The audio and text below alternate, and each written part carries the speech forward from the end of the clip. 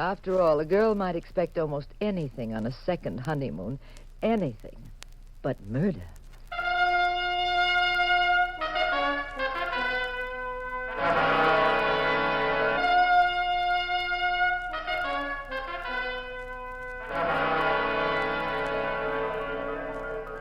The National Broadcasting Company presents The Adventures of the Abbotts, starring Les Damon and Claudia Morgan as Pat and Jean Abbott, those popular characters of detective fiction created by Francis Crane.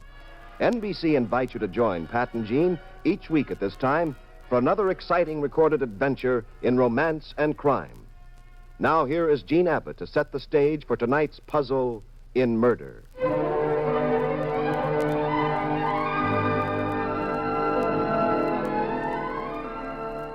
Pat and I had left San Francisco, our hometown and headquarters for Pat's business as a private detective.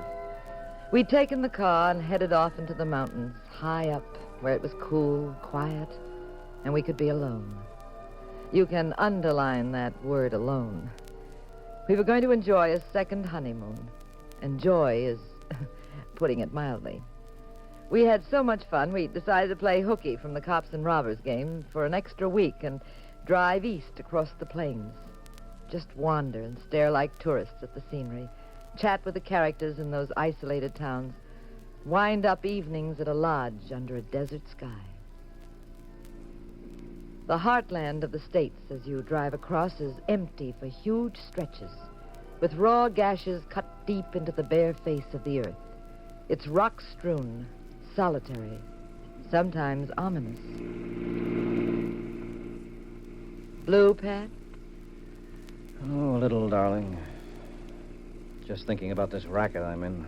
Oh, what's wrong with it? You catch killers, you earn a fat fee. Yeah, big deal. Oh, what's the matter with that, dear? Oh, I don't know. I understand the details. Chemistry, physics, ballistics, law, that's easy. But why? Why this business of supposedly civilized human beings knocking each other off around the clock? I hope no reporter ever asked me my philosophy of crime. I haven't any. Well, you're not usually philosophic, Pat. I know the symptoms, dear. When you get talkative and moody, you're, hungry. Maybe. Look, that sign. Where? Oh, we just passed a sign. It said, approaching Carville. How's for stopping there and having a steak? Okay. Carville. Carville? You know the town? Oh, yeah, now I know. Larry Martin works here. Well, who's Larry Martin? He's a newspaper man, friend of mine. He used to work in San Francisco. Now he's managing editor of the Carville Register. We look him up. Oh, that's a novelty. What is? An old friend of yours turning out to be a man instead of a gorgeous woman. Dull, huh? Oh, no, not for me. Maybe for you. You used to know women, brother. Please. My wife is around. Oh, sorry. What kind of guy is Larry Martin? Oh, he's a crusader type. He used to say, I may be a starving newspaper man, but I take no applesauce from anybody. Sounds corny, but he meant it. He's out of date, but wonderful. You like him. And yarns. Oh, that guy will spin them all night. People he's met, impressions he's had about life. Well, let's not get too enthusiastic, pal. We'll end up killing a whole evening with him. And this is our second honeymoon, remember? Oh, no. Later on, you'll have to do something to remind me of it.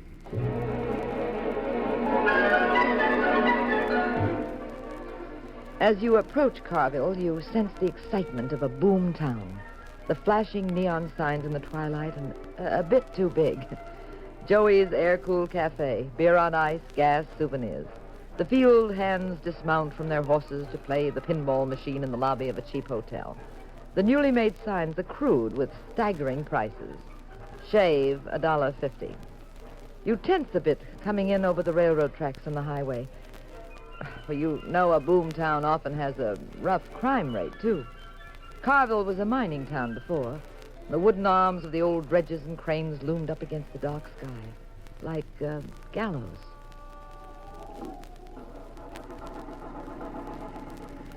Oh, we don't have to bother looking for Larry in the phone book, dear. See the little two-story building over there? Carville Register. Oh, fine, Pat. Oh, there's a parking spot. Uh-huh. I used to tell Larry... Don't turn around, dear. Huh? Just park quickly and quietly. Why, what is it? A staring contest. First, that cop glared at us for no reason, and now there are two men behind us staring. Well, so what? It's a small town. We're strangers. It looks like they hate you before they met you. It gives me the shivers. We raced up the rickety stairs of an old building. We found Larry Martin, the newspaper man. He was surprised and happy and insisted that we walk around with him and see his presses and teletypes. Then we went to dinner at a roadhouse on the state highway.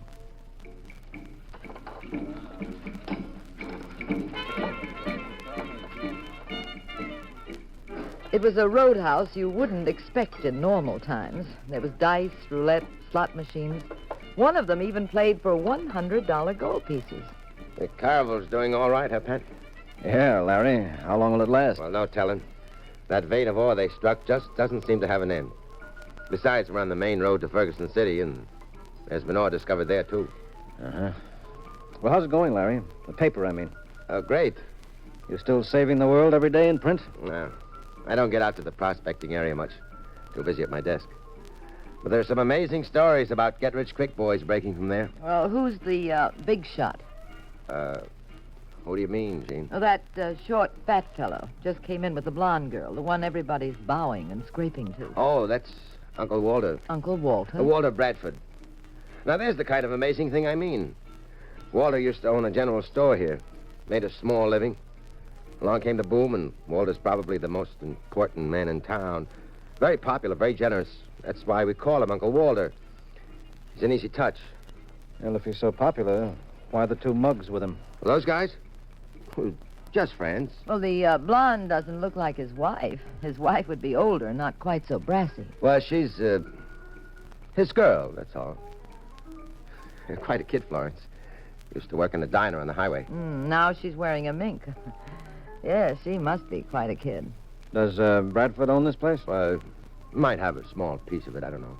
Well, he certainly doesn't mind fighting in public. What have you been up to, Pat? I got a wire story about you solving a robbery in San Francisco, but where were you before? It's been 2 years. If you know this Walter, you better calm him down. I'll never forget the last night we spent together, Pat. At Santa Monica, wasn't it? Pat, look at that Florence go marching out. Talk about leaving in a huff. Pat was supposed to get on the train back to see you, Gene. Do you mind if I tell her what happened? Oh, go right ahead. Well, the party was on the beach, Gene, not far from where Sunset Boulevard hits the Pacific and... Pat! It's outside, Pat, Gene. Something's happened out there. They'll straighten it out. Just stay here. Stay here? I just saw that blonde fall down through the glass door. Same old Pat. Smells trouble like a hound dog. Goes racing for it. Come back, Pat. I'll go with you, Pat. Pat, I'm I'll telling be you... right back, Larry. If I can push my way through this crowd. Excuse me, please. Where are you, Gene? Right behind you, dear. There. Now... Pat. Huh? Pat, she's dead. That spring knife stabbed her. What's everybody standing around for? Send for the police. Who are you? Pat Abbott, private detective. You can leave. I said, did anybody send for the police? Don't allow anyone to leave the club. Lock the doors. Is there a doctor here? You're all excited, aren't you, Mr. Abbott? No, not at all, pal. Just routine. I said you can leave. We'll try to struggle along without you. Okay. I just wanted to help, Mr. Bradford. How did you know my name? Your Uncle Walter. It gets around. The coroner's coming. He'll take care of everything. Uh-huh. Now, somebody must have seen what happened. Who did? Mr. Bradford and this girl were just outside this doorway here. Well, anybody see what happened? I said, did anybody see what happened? You see, Abbott? Nobody saw nothing. Nobody. Now, that's ridiculous. Half a dozen people were standing here. You, from the parking lot. And you, the hat check girl. You both saw it, didn't you? You're stinking drunk, Abbott. Oh, come on. I'm perfectly sober. What do you mean saying he's drunk? And what's this all about? Where are the police? Break up this crowd. Everybody out. Quit snooping around. Are you hard of hearing, Abbott? I said everybody out. Yes, I heard. I'm staying till the police arrive. A girl has been murdered. There are half a dozen witnesses. I want it cleared up. We clean up our own mess. We don't want no help from outsiders. When it comes to murder, you've got no choice. You're in Carville, mister. We run it this way. You fancy guys can have your own ideas. Now, look, Bradford, I wouldn't be boasting about this deal if I were you. My gosh, and we were so hospitable till you, weren't we? Murder is murder, Mr. Bradford, in Carville or anywhere else. Oh, is that so? Well, now, I wouldn't have known that. I'm what you smart guys call a poor hick, Abbott. Never had a chance to learn much. You might think that was too bad. But it's awful handy sometimes being ignorant. You're covering up a murder, Bradford. Now, You let go of me. Now, you look, Abbott. Don't go sticking your kisser into something where you don't belong. No wonder I don't like your type. You talk too much. You get hot-headed. You think everything's your business. Pat, listen to me. Now, calm down. Come here. I gotta talk to you. Pat, will you listen? What kind of a town is this? He won't listen to reason, Larry. Not from me, anyways. You try if you want. Yes, sir, Mr. Bradford. yes, sir. Pat, get out of town now as fast as possible. Are you crazy, Larry? What's got into you? I don't understand what you're trying to... Gene, Pat, I lied to you. You what? Walter owns this place. He owns the town. He runs it. We have a figurehead mayor and a phony police department. Brawls happen in this trap every night. Brawls. This was murder. I'm telling you, this is Walter's town. He gets away with anything. He and his hoods. Everybody in this town either owes Walters or is scared of him. You too? Yeah. Me too. Look, there's no time to explain. I know how Walter thinks. I know what he's liable to do. What's he liable to do? I recognize the spring knife that killed that girl, Larry. The sterling silver handle. Bradford was toying with it at the table before they went outside. This is an open and shut case. Any jury would convict him in a minute. He'll be in the death house very soon. That's what you think. Oh, you're still the same, Pat, huh? Same cockeyed sense of justice that works overtime.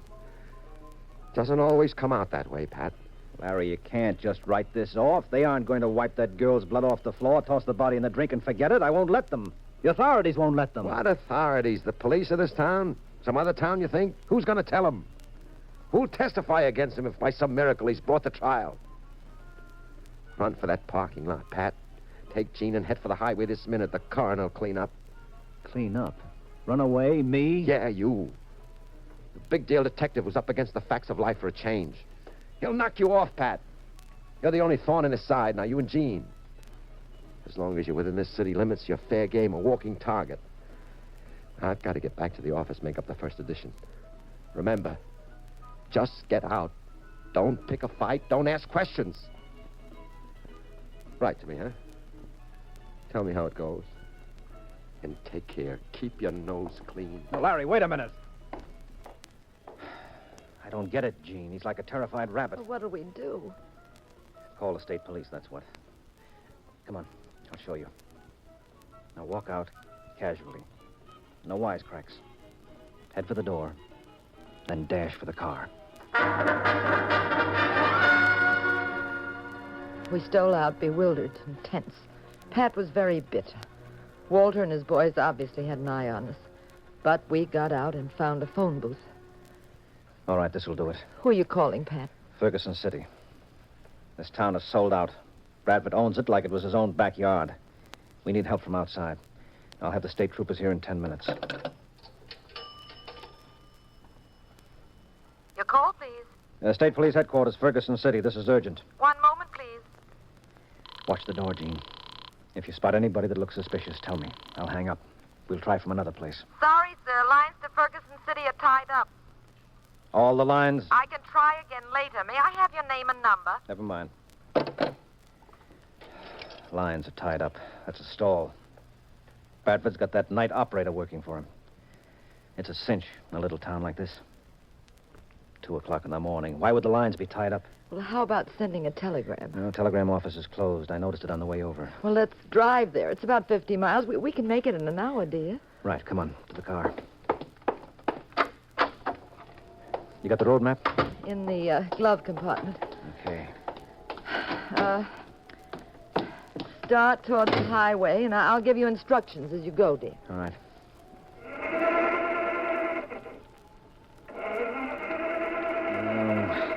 We forget to put gas in this thing? No, look. Tank is full. I'll try the lights. Oh, they go on fine. Nothing wrong with the battery. You can hear the spark. Yeah. I think I know why we can't start. Wait here.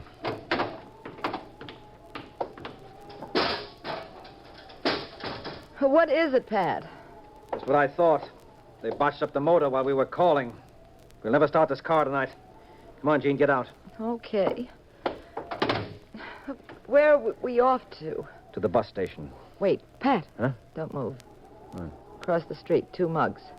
They were with Walter. You see them under the street lamp? Yeah. All right, walk slowly. That's it, easy. See them reflected in that shop window? Pat, this whole town is a trap for us. Yeah. All right, walk faster. But when we hit the corner, run.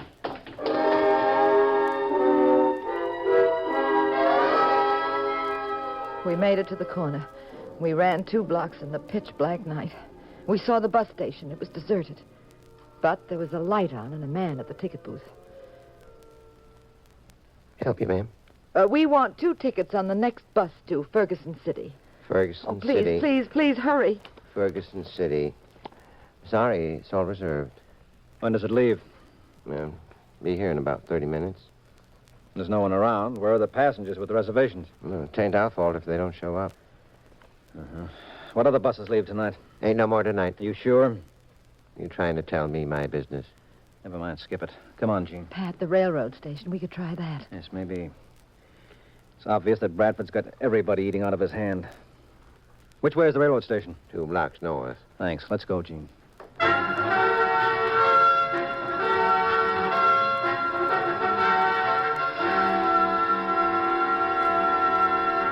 Oh, Pat, the ticket booths are closed. Well, there must be somebody around here.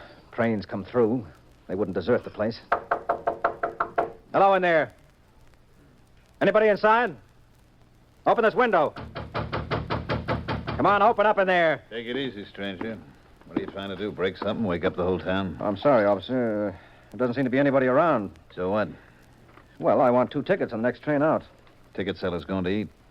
Well, there must be somebody here. Ain't nobody. Are you sure, officer? I'm sure.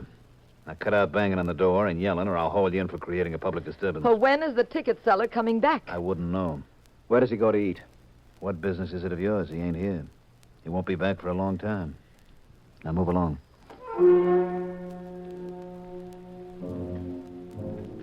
Pat, there isn't any way out. And I'm afraid they'll kill us. Yeah. You can kind of feel it. Sense it in the air. They're watching us. Waiting to make the kill. Pat, darling, I'm so scared. I know, dear, I know. But we mustn't stop trying. Now, come on. There's one more chance. A gas station might be open on the highway.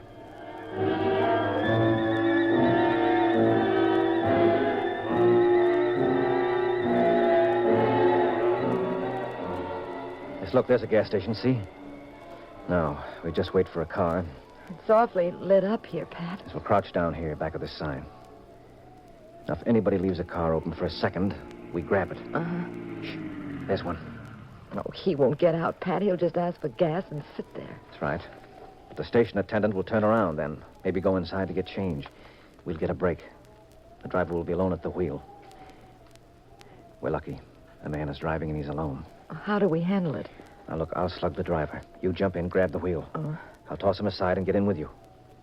Now, this is our last out, Gene. Now, come on. Watch. Wait. He asked for the gas. Good. He wants something the guy has to get from inside. All right, now I'll sneak around the far side by the guy's wheel. Grab him from in back. You go in the other side. Now, it's got to be done very quickly. You ready?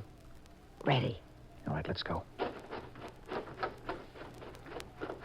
Sorry, pal. I'll take this car.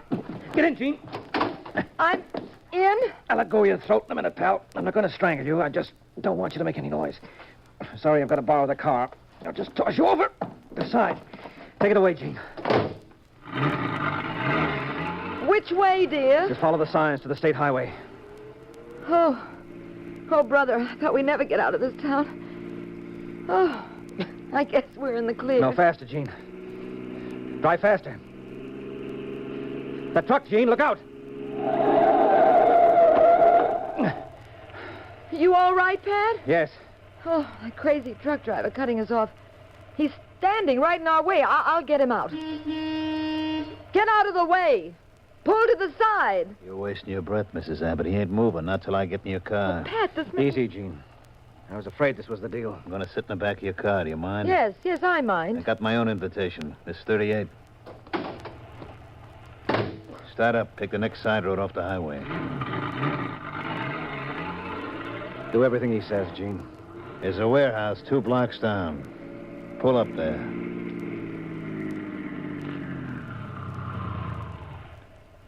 All right, leave the car. Don't worry about it. You won't be coming back. Walk into that warehouse. Go on. The side door's open. Push it and go on in. All right, shut the door and walk down to the far end.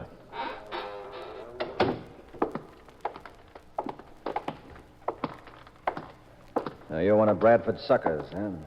Taking a chance on a double murder rap for dear old Uncle Walter. Shut up. Suppose it gets out that you knocked us off. What'll Bradford do? Send a love letter to the death house? I said shut up. We drove here from farther west. They'll know we passed through Carboon. They'll know we never got any further. They'll... Stop, Gene! Behind these barrels, follow me. You all right? Yes, dear. Oh, what a wallop. I think he's out cold. No, just for a minute. I didn't clip him square, just enough to knock him down. I had the wrong angle. And the shots went wild. Maybe I can get him to fire the rest of his bullets. I'll make a sound. Move the barrel. Stay very low. That's good. Now stay here. Don't budge. I'll try to sneak around in back of him. I'll crawl behind these barrels. Okay, dear, but be careful.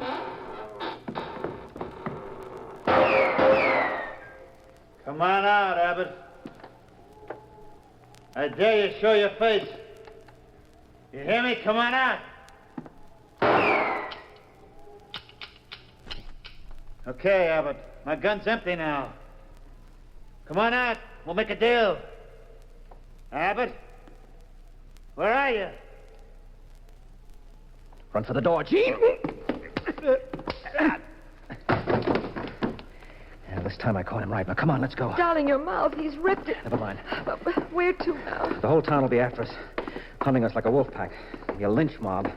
And where's that side door? Oh, yeah, good. Sure enough, there's more hoods coming down the side street. Here. We're lost, Pat. It's just no use. It's no use at all. Wait a minute. There's one outside chance. We're going to the newspaper office to see Larry Martin. Even if the whole town's bottled up, there's one gimmick. Come on, Gene.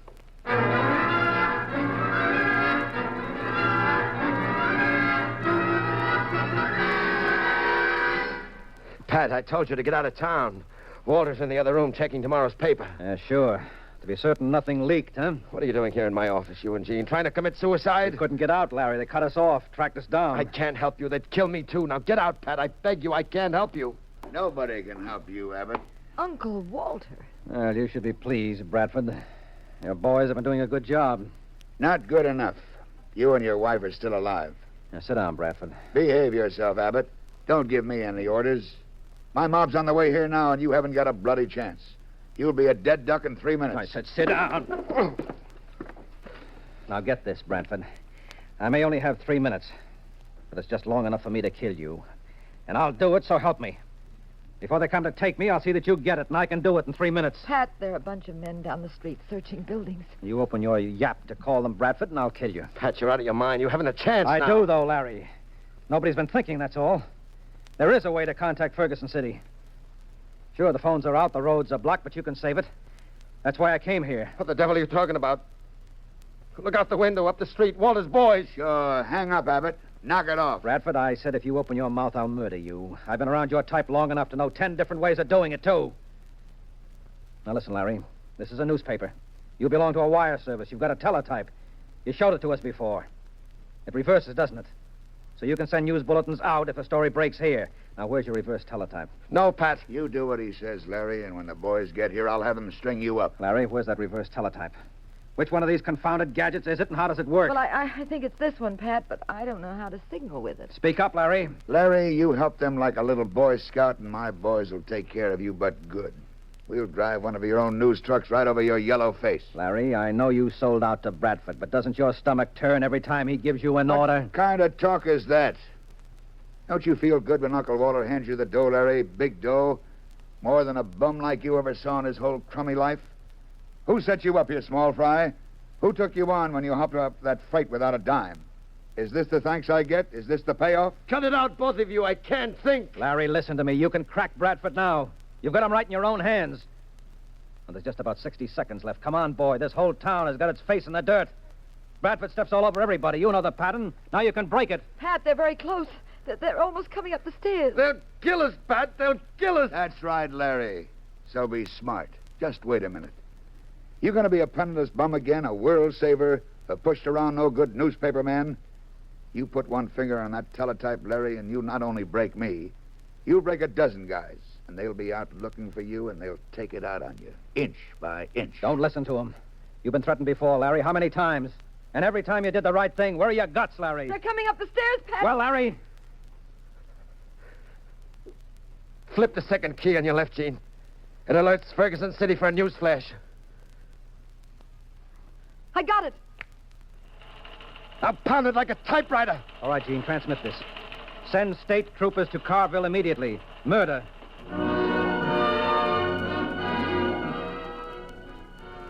Walter realized it was all over. The boys, terrified when they realized state troopers were coming, backed down. Several months later, Walter was tried for homicide and convicted. He said he'd killed Florence in a fit of passion when she threatened to leave him. Nobody bothered going to Walter's execution. Nobody gave a hoot. Pat and I drove on toward San Francisco and home. Larry Martin headed east to seek a job again, but this time with his immortal soul in his pocket. Pat and I were spinning along across the desert toward the Pacific Highway.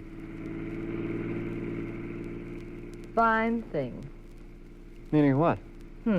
Second honeymoon. Ducking bullets. Well, it's different. You've got to admit that. Well, I'm not that progressive, Mr. Abbott. Me, I like my second honeymoons not different and fancy and new. I like everything the old-fashioned way.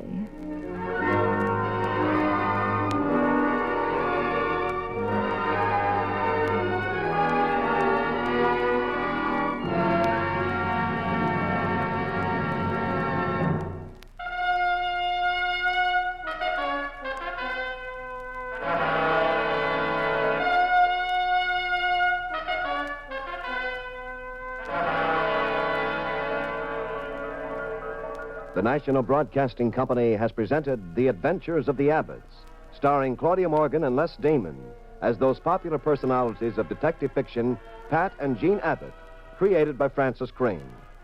The cast included Tom Shirley and Joe DeSantis.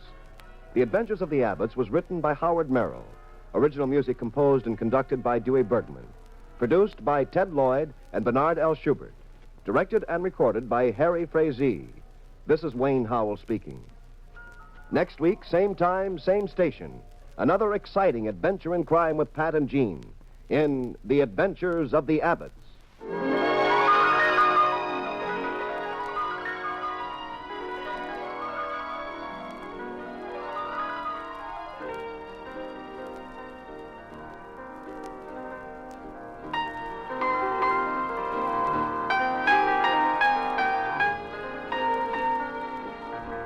This is the United States Armed Forces Radio and Television Service.